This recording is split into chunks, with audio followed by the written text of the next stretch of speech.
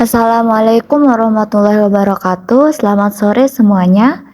Di sini saya akan menjelaskan mengenai materi pendekatan dan model-model kurikulum. Apa saja pendekatan dan model-model kurikulum? Untuk itu, mari kita simak penjelasan sebagai berikut. Pendekatan merupakan suatu cara kerja dalam menerapkan strategi dan metode yang tepat, mengikuti langkah-langkah pengembangan yang sistematis untuk menghasilkan kurikulum yang lebih baik. Sedangkan model pengembangan kurikulum ialah model secara bahasa adalah pola, contoh, acuan dari sesuatu yang dibuat atau dihasilkan. Jadi, model pengembangan kurikulum dalam hal ini dapat diartikan sebagai model, contoh, acuan, atau proses pengembangan kurikulum. Di sini ada 7 model pengembangan kurikulum, yaitu yang pertama model administratif atau top-down. Model ini dikembangkan oleh Robert L. Zeiss. Sejumlah istilah digunakan untuk menggambarkan pengembangan kurikulum. Model administratif antara lain pendekatan top-down dan prosedur staff linear. Keduanya mempunyai arti yang sama, yaitu pendekatan suatu kelompok atau pejabat tinggi sebagai pemegang kebijakan. Kemudian yang kedua yaitu model grassroots.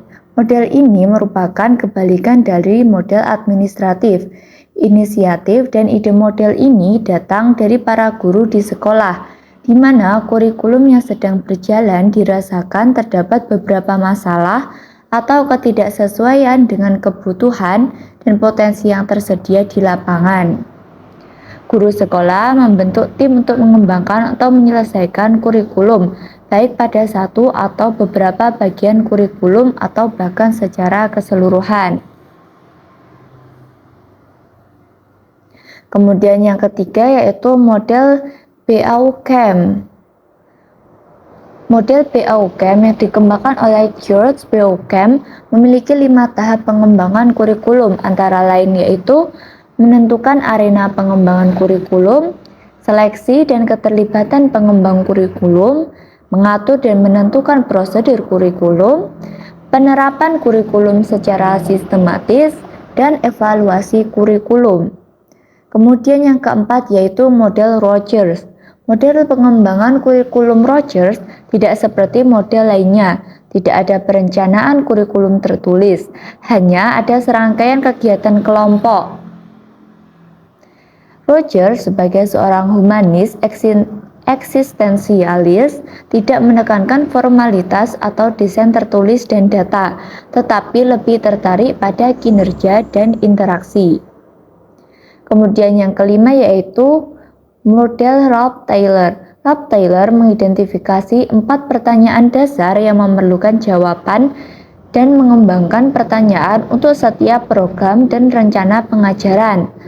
Pertanyaan-pertanyaan itu ialah tujuan pendidikan apa yang harus dicapai oleh sekolah dan lembaga pendidikan, pengalaman pendidikan apa yang harus diberikan, bagaimana mengatur pengalaman pendidikan, dan bagaimana kita dapat mengetahui dan menentukan bahwa tujuan telah tercapai.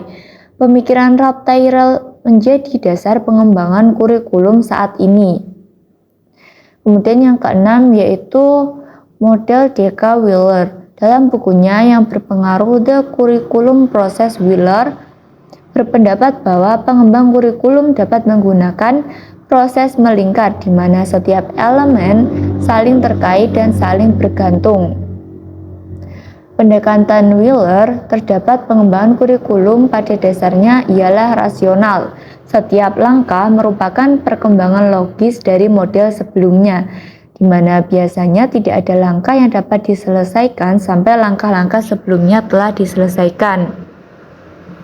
Dan yang terakhir yaitu Taba Inverted Model. Model pengembangan kurikulum ini dikembangkan oleh Hilda Taba. Atas dasar data induktif disebut model terbalik. Karena biasanya pengembangan kurikulum didahului konsep deduktif, Taba berpendapat model deduktif kurang tepat karena menurutnya tidak mendorong inovasi pengembangan kurikulum. Menurutnya, yang lebih mendorong inovasi dan kreativitas guru adalah yang bersifat induktif, yaitu penempatan pola atau arah terbalik dari model tradisional.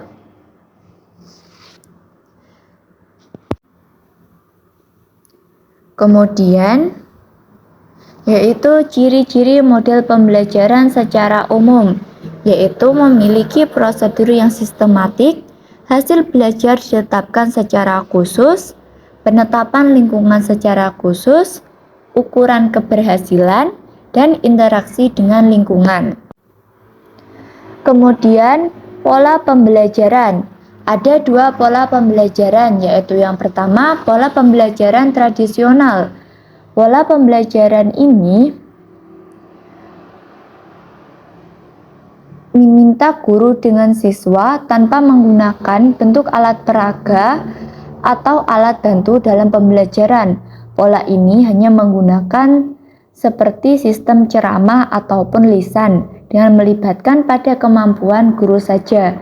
Sedangkan pola pembelajaran bermedia, yaitu pola pembelajaran bermedia ini siswa belajar dengan media tanpa campur tangan guru. Artinya, guru di sini hanya sebagai fasilitator yang menyiapkan bahan atau materi pembelajaran saja. Kemudian, bahan tersebut diaplikasikan pada media. Pada pola ini sudah modern karena telah menggunakan teknologi untuk pembelajaran. Demikian pemaparan materi yang dapat saya sampaikan. Ada kurang lebihnya saya mohon maaf. Wassalamualaikum warahmatullahi wabarakatuh.